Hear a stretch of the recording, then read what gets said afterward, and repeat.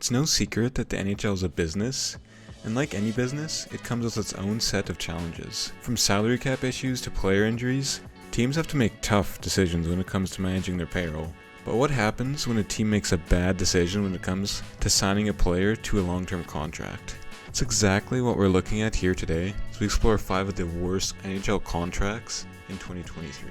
In the world of professional sports, contracts are a way of life. Teams sign players to long-term contracts in order to guarantee a certain level of production, and in some cases, to protect themselves from injuries or other issues that could arise. But sometimes, teams get it wrong and end up with a bad contract on their hands. The 2023 NHL season has been no exception. The salary cap in the NHL has been a major issue for teams in recent years, especially as we enter into a flat cap era. It has become increasingly difficult for teams to sign players to long-term deals without going over the salary cap. As a result, teams are forced to make tough decisions when it comes to signing players. Coming at number 1 on the list is Jeff Skinner, a forward for the Buffalo Sabres, who's currently on one of the most lucrative deals in the NHL. Flashback to the 18-19 season, it's Skinner's first year in Buffalo since coming over from the Hurricanes. He plays extremely well, scoring a career-high 40 goals in the 18-19 season, and to cap this all off, this was the last year of his contract, which meant that the Sabres had a choice. Would they let him go to unrestricted free agency or re-sign the streaky 40-goal scorer? And they chose to re-sign him for better or worse, as they signed him to an 8-year deal with a $9 million AAV starting in the 1920 season. This man scored one 40-goal season and got the absolute bag. As in the 1920 season with the Sabres, just the next year he scored just 14 goals all year, a far cry from a 40-goal season. And the season after that, his woes got even worse, as in the 2020-2021 season, my man put up just 7 goals all year, as he was relegated to the bottom 6 and even scratched at times. It should be noted that this isn't 100% Skinner's fault, as he absolutely clashed with the Buffalo head coach at the time, Ralph Krueger, who routinely benched him and put him in bottom 6 minutes, which did not put him in a good position to score goals.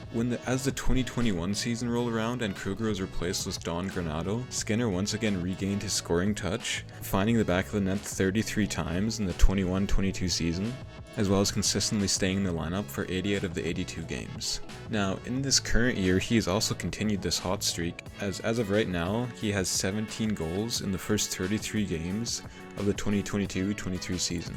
Now, yes, Skinner has picked it up as of late, but he is still a very inconsistent scorer, as well as the fact that he is signed until the 2026-27 season, which signs him for $9 million a year until he's 34 years old. And even though Skinner has been good recently, it's highly unlikely he'll keep up this level of play for the next 4 seasons. Coming at number 2, we have Seth Jones, an absolute Stan Bowman masterclass of a signing. Not mentioning the absolutely terrible trade that brought him to Chicago. But in the 2021 offseason, Seth Jones was signed to an 8-year deal worth $9.5 million per year.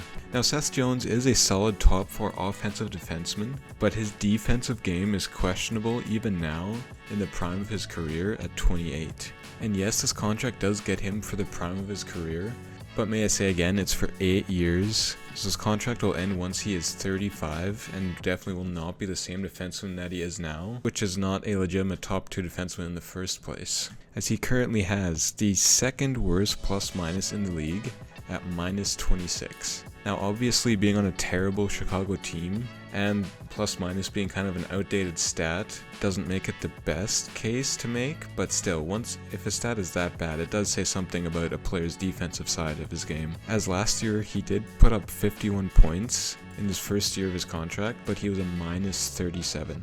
And that trend has also continued this year, as he does have 11 points in 27 games, but is a minus 36 already. Now, I'll be doing the next 2 players on this list together, as it seems like they've been the faces of their franchise for their entire careers up to this point.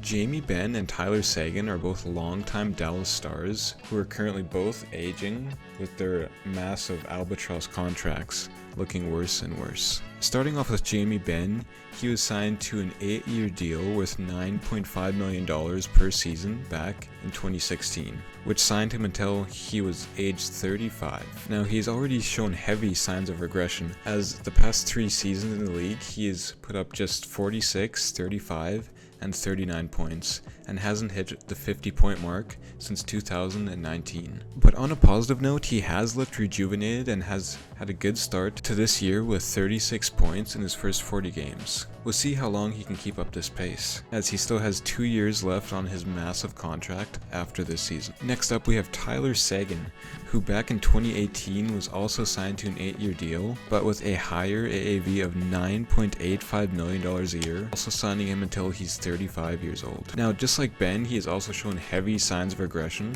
as he put up just 49 points last season, and missed almost the entire season prior to that, playing just 3 games. Now, both of these players are far removed from their 70 to 80 point selves that they were back in their primes, and these contracts will continue to be a burden to a Dallas team that is looking to contend again with their youth like Ottinger and Robertson. And Seguin has been on about the same pace as he was last year, as he has just 26 points in the first 40 games of this current season. We'll see how his production shapes up, as he still has 4 more years left on his contract after this season.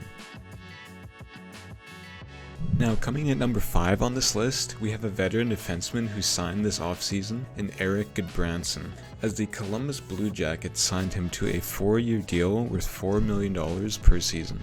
Now, I have 2 problems with this contract. 1, the AAV is far too high, and 2, that the term is also way too long, as Gudbranson is a bottom pairing physical defenseman who scored a career high of 17 points last year in Calgary. He should not be paid $4 million a year, especially not for 4 years until he's 34. A comparable would be Zadorov, who was his bottom pairing partner in Calgary last year, as he got $3.75 million for 1 year. Now, a similar AAV, but with the term only being 1 year, it's a much better contract in my opinion. In the first year of his contract, Gudbranson has been definitely questionable on the blue line, as he's put up 8 points in 35 games and is currently a -14, as the Blue Jackets have definitely not lived up to expectations this year, even with the Gaudreau signing, which funnily enough ties into this signing, as this directly led to Columbus not having enough cap space to sign Gaudreau and dumping their leading point scorer last year, Oliver Bjorkstrand, to the Seattle Kraken for draft picks in order to sign Gaudreau.